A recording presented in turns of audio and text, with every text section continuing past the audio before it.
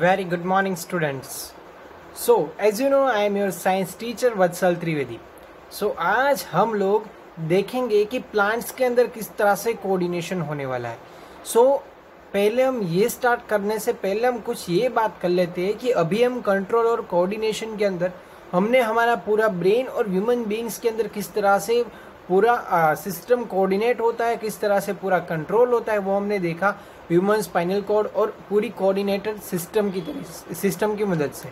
So first of all आप सबको अभी ये मालूम हो गया है कि बॉडी यानी कि ह्यूमन बॉडी यानी कि हमारे अंदर किस तरह से कंट्रोल और कोऑर्डिनेशन हो रहा है. ओके, सो नाउ अभी हम देखेंगे कि प्लांट्स के अंदर किस तरह से कोऑर्डिनेशन होगा. सो कौन से टाइप्स की मूवमेंट्स प्लांट्स के अंदर होती है. सो हमने कभी भी ऑब्जर्व किया हो तो हम अलग अलग मूवमेंट्स भी प्लांट्स के अंदर देख सकते हैं. ओके, सो वो किस तरह से और किसकी वजह से और इसके पीछे का मेन साइंस क्या है, बायोलॉजिकल साइंस क्या है, वो हम आज देखने वाले हैं in today's session. So let's see the what is the index of the day. First, introduction, condition in plants. यहाँ पे कंडीशन हो गया बट यहाँ पे आएगा coordination in plants. Next, movements in plants. Then last, question answer और references for you. Okay, so first of all coordination in plants.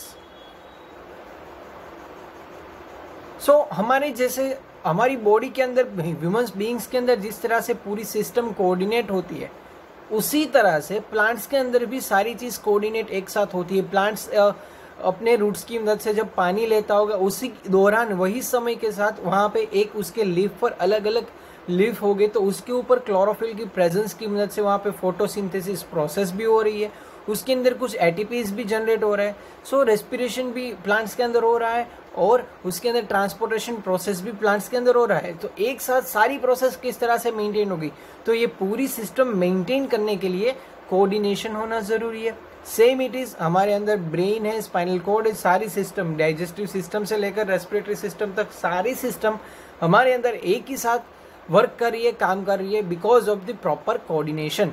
So same it is in plants also.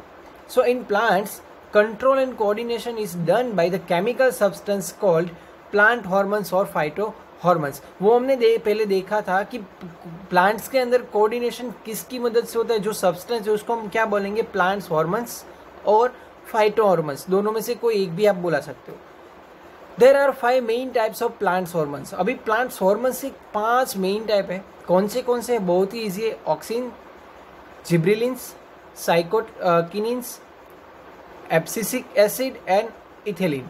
तो ये 5 जो types है जो hormones यानी कि plants hormones है यानी कि फाइटो हॉर्मोन्स है. ओके, सो उसका अलग अलग फंक्शन होगा जो पूरी प्लांट के अंदर कोई पर्टिकुलर फंक्शन करने के लिए वो यूज करेगा. तो ये 5 हॉर्मोन्स की मदद से पूरा प्लांट्स कोऑर्डिनेट होता है. So first is auxin. So auxin क्या हेल्प करेगा, so it's helps in the division, cell elongation and the growth.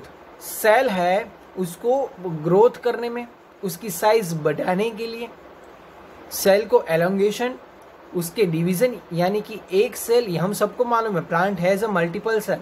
Okay, so plant में से अलग अलग सेल जनरेट करना, उसका एलोंगेशन होना, ये कहाँ पे होगा, ऑक्सिन है उसकी मदद से ये सब हो रहा है प्लांट्स के अंदर. Then gibberellins. सो जिब्रेलिन्स क्या करती है, it is help to grow the stems and branches. आप देख सकते हो जब हमने छोटा सा पौधा लगाया है तो उसके साथ धीरे धीरे उसके अंदर ग्रोथ देख सकते हो, उसकी स्टेम की साइज बढ़ रही है, उसके अंदर छोटी छोटी ब्रांचेस भी बन रही है. सो ये सब कुछ होगा जिब्रेलिन्स की मदद से. Okay, then cytokinins. तो साइटोकिनिन्स है वो क्या करेगा, it helps division formation of fruits and seeds. जो फ्रूट्स बनते हैं उसके अंदर सीड्स है, उसका फॉर्मेशन यानी कि सबसे पहले फ्रूट्स बनता है तो फ्रूट के अंदर जो सीड्स है तो सीड्स का फॉर्मेशन कौन करेगा, साइटोकिनिन्स की मदद से होगा. Then abscisic acid.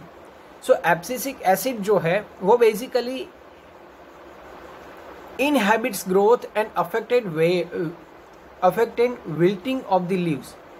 सो जो उसके ऊपर जो लीव्स होते हैं, ओके, जो इनहेबिटेड ग्रोथ होता है यानी कि पूरा ग्रोथ नहीं हो सकता है. कई कबार आप लीव्स देखें तो कुछ छोटे बड़े होते हैं या कुछ अच्छे नहीं लगते, उस तरह से कुछ लीव्स यहाँ पे होते। तो वो सारे जो लीव्स होते हैं तो वो पर्टिकुलर लीव्स को वहाँ से उसको अफेक्ट करेगा, कौन करेगा, abscisic acid. Then last ethylene, it is help to flowering and ripening of the fruits. Flower हम देखते हैं कि फ्लावर ग्रो होता है, सो प्लांट्स के अंदर फ्लावर कहाँ किसकी वजह से बनता है, इथिलीन की वजह से। रिपनिंग ऑफ द फ्रूट्स ये भी इथिलीन की वजह से ही होता है। सो ये 5 हॉर्मोन्स है जो पूरी सिस्टम को कोऑर्डिनेट करती है, कौन की, प्लांट की। तो ये सारे हॉर्मोन्स प्लांट्स हॉर्मोन्स है, उसको हम फाइटो हॉर्मोन्स भी बोल सकते हैं। ये सभी हॉर्मोन्स के नाम और उसके फंक्शन आपको याद रखने होंगे, आपकी एग्जामिनेशन के अंदर ये काफी इंपॉर्टेंट रहेगा। Okay, now movements in plants. Plants के अंदर काफी सारी मूवमेंट्स हम लोग देखते हैं। So movements in plants of the 2 main types, there are tropic movements and nastic movements. Tropic और नेस्टिक ये 2 मूवमेंट्स होती है प्लांट्स के अंदर। सो वो किस पर डिपेंडेंट होती है, किस तरह से होती है, वो हम देखेंगे। So first, tropic movements. Tropic movements are directional movements towards into away from the stimulus and that depends on growth. They are different types of like phototrophism, heterotrophism, chemotrophism और hydrotrophism. Okay. So ये 4 type के अंदर से उसके tropic movements का 4 PETA types है, उसके बारे में भी हम देखेंगे।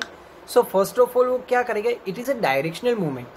फॉर एन एग्जाम्पल, आपकी टेक्स्ट बुक के अंदर होगा कि कोई एक प्लांट है जिसको हमने एक बॉक्स के अंदर रख दिया और बॉक्स को एक साइड हमने एक छोटा सा कट करके एक विंडो जैसा कट कर दिया, तो वहाँ से वो प्लांट आफ्टर फ्यू डेज वहाँ से वो बाहर निकलेगा, यानी कि वो लाइट जिस डायरेक्शन में हो उसको मिलेगी, उसी डायरेक्शन के उस अंदर उसका ग्रोथ दिखेगा। तो ये हुई ट्रॉपिक मूवमेंट्स। ओके, सो उसके अंदर जो फर्स्ट स्टेप है phototropism. So it is movements of plant response to light. अब जो मैंने अभी बात की है, जिस डायरेक्शन के अंदर प्लांट्स दिखेगा, जिस डायरेक्शन के अंदर उसको लाइट मिलेगी, वही डायरेक्शन के अंदर वो ग्रोथ होना स्टार्ट हो जाएगा। So it is a phototropism. Photo means light. Okay, if it is towards light, it is called the positive phototropism. Example, bending of the shoot towards light. If it is away from a light, it is called the negative phototropism. Example, beating of root away from light. अगर root light की opposite direction के अंदर बढ़ रहा है तो उसको हम क्या बोलेंगे, नेगेटिव फोटोट्रोपिज्म। अगर जो प्लांट के रूट्स है वो लाइट जिस डायरेक्शन के अंदर मिल रही है वो डायरेक्शन के अंदर जाएगी। सॉरी यहाँ पे रूट नहीं बट उसकी शूट है वो डायरेक्शन के अंदर जाएगी, तो उसको हम क्या बोलेंगे, पॉजिटिव फोटोट्रोपिज्म। ये आपको याद रखना है। इसको आपको एक प्रैक्टिकल के थ्रू समझना है तो आपकी टेक्स्ट बुक के अंदर बेस्ट एग्जांपल दिया है, ये भी फोटोट्रोपिज्म भी उसकी शॉर्ट नोट एग्जाम के अंदर होती है विथ फिगर। तो आपको क्या करना है, आपकी एग्जाम के आपकी टेक्स्ट बुक के अंदर आप देख सकते हो कि एक गमला है, उसके ऊपर एक बॉक्स लगा दिया है, तो जिस डायरेक्शन में अंदर सनलाइट उसको मिलेगी उसी डायरेक्शन में अंदर उसके अगर स्टेम्स उसके डायरेक्शन के अंदर मूव कर रहे हैं तो ये कौन सी मूवमेंट हुई, पॉजिटिव फोटोट्रोपिज्म। अगर उसके रूट्स लाइट की डायरेक्शन के ऑपोजिट डायरेक्शन के अंदर, यानी कि it is away from the light, तो क्या उसको हम क्या बोलेंगे, negative phototropism. Now geotropism. So geotropism क्या होता है, it is the movement of plants in the response of gravity.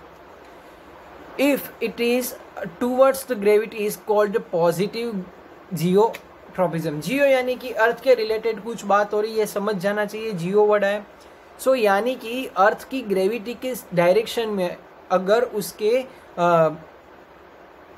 अगर वो अर्थ की ग्रेविटी की डायरेक्शन के अंदर वो मूवमेंट कर रहा है तो उसको हम बोलेंगे जियोप्रिज्म, यानी कि जियोट्रोपिज्म बट कैसा, positive geotropism. Example, downwards growth of the roots. If it is away from the gravity it is called the negative geotropism. अगर ये कोई भी प्लांट है वो ऊपर की डायरेक्शन के अंदर यानी कि ग्रेविटी की ऑपोजिट डायरेक्शन के अंदर होगा तो उसको क्या बोलेंगे, negative geotropism. Example, upwards growth of the shoot. Now next, chemotropism, it is a movement in plants response to chemical stimulus. Chemical stimulus की मदद से जो कुछ भी प्लांट्स के अंदर मूवमेंट्स होती है उसको हम क्या बोलेंगे, chemotropism. So example, growth of the pollen tubes toward the ovule. So ovule होती है वो हम देखेंगे रिप्रोडक्शन वाले चैप्टर के अंदर, तो वहाँ से आपको ग्रोथ ऑफ पोलन ट्यूब्स क्या होती है वो आप देखेंगे। यहाँ पे एक एग्जांपल के थ्रू आपको एक इमेज भी अभी दिखाने वाला हूँ। सो यानी कि केमिकली कुछ भी केमिकल की डायरेक्शन के अंदर जो उसके अंदर जो उसकी पोलन ट्यूब के अंदर अगर कोई ओव्यूल ग्रोथ हो रहा है, यानी कि कोई सीड्स, यानी कि कोई प्लांट के अंदर कोई फ्लावर ग्रोथ होने का जो प्रोसेस है उसको हम बोलेंगे ओव्यूल। ये रिप्रोडक्शन की सिस्टम है प्लांट्स के अंदर के, उसके अंदर केमोट्रोपिज्म मूवमेंट यहाँ पे हम लोग देख सकते हैं, जो हम रिप्रोडक्शन वाले चैप्टर के अंदर देखने वाले हैं। Next, hydrotropism, it is movements to plant response to water. Plant है वो पानी की डायरेक्शन के अंदर उसके रूट्स इनर जमीन के अंदर उसके रूट्स जिस साइड पानी ज़्यादा मिलेगा उस साइड वो मूवमेंट करेंगे। तो ये पानी के लिए जो भी मूवमेंट हो रही है उसको हम क्या बोलेंगे, हाइड्रोट्रोपिज्म मूवमेंट। ओके, सो ये अलग अलग 3 से 4 टाइप्स की मूवमेंट्स हैं। जो ट्रॉपिक मूवमेंट्स, ये डायरेक्शनल मूवमेंट्स उसको बोलते हैं। नेक्स्ट, फोटोट्रोपिज्म और जियोट्रोपिज्म। देखो आप यहाँ पे अगर phototropism in mung bean seedling the shoot is positively phototropic, ये उसके एग्जाम्पल है, आपकी टेक्स्ट बुक के अंदर भी अवेलेबल है। देन केमोट्रोपिज्म, ये एक हमारे जो फ्लावर्स के अंदर का एक पार्ट है जो हमें रिप्रोडक्शन वाले चैप्टर के अंदर हम देखेंगे। सो यहाँ पे आप देख सकते हो कि ऊपर पोलन गेन्स है, वहाँ पे फर्टिलाइजेशन प्रोसेस होने के दौरान ये केमोट्रोपिज्म की डायरेक्शन के अंदर यहाँ से वो जो ओव्यूल है वो उसका ग्रोथ होना स्टार्ट हो जाएगा, जो हम अभी रिप्रोडक्शन वाले चैप्टर के अंदर देखेंगे। सो अभी आपको जस्ट याद रखना है, it is a growth of ovule in a pollen grains अथवा और pollen tubes. Yes, it is a very interesting topic. Nastic movements, nastic movements are non-directional movements which are neither towards or away from the stimulus does not depend on growth. Okay, ये non directional है। अभी उसके अंदर क्या हो, stimulus को वो depend करेगा। अगर वो कोई हम इसे कुछ प्लांट को हम टच करें तो उसके अंदर कुछ मूवमेंट हो जाएगी। So if we touch the leaves of the touch me not plant, यहाँ पे आपको देख सकते हैं कि टच मी नॉट प्लांट, इसको हम इन લોકલ લેંગ્વેજ લજામણીનો છોડ, ગુજરાતીમાં આપણે એવું કહીએ છીએ અને લજામણીનો છોડ કહેવાય, એના પાનને અડો એટલે પાન તરત જ સિકુડાઈ જશે. So if we touch the leaves of touch me not plant, it is leaves to fold up and drop down immediately due to the change of the amount of water in leaves. ये किसकी वजह से होता है, उसके अंदर पानी की अमाउंट का लगातार चेंज होती है, उसकी वजह से हो रहा है. Depending upon the amount of water in the leaves is swells और श्रिंक्स. तो इस तरह से ये नेस्टिक मूवमेंट्स यानी कि नॉन डायरेक्शनल मूवमेंट्स जिसको बोलते हैं, जिसको हम बोलेंगे नेस्टिक मूवमेंट्स. दो मूवमेंट्स होगी, फर्स्ट ट्रॉपिक और सेकंड नेस्टिक. एक डायरेक्शनल यानी कि ट्रॉपिक और नॉन डायरेक्शनल यानी कि नेस्टिक मूवमेंट. तो ये एग्जाम के अंदर आ जाएगा. आप यहाँ पे फिगर के अंदर देख सकते हो, it is touch me not plant यानी कि લજામણીનો છોડ જે આપણે ગુજરાતીમાં કહેવાય છે, इसको हम टच करेंगे तो वो उसके पान जल्दी से सिकुड़ जाएंगे. तो ये जो प्लांट है उसका नेम, केमिकल नेम यानी कि साइंटिफिक नेम आपको एग्जाम के अंदर पूछा जाएगा. सो आपको ये याद रखना है for MCQ. So I hope आप सब याद रखेंगे. ये मोस्ट टाइम भी रहेगा आपके एमसीक्यू के लिए.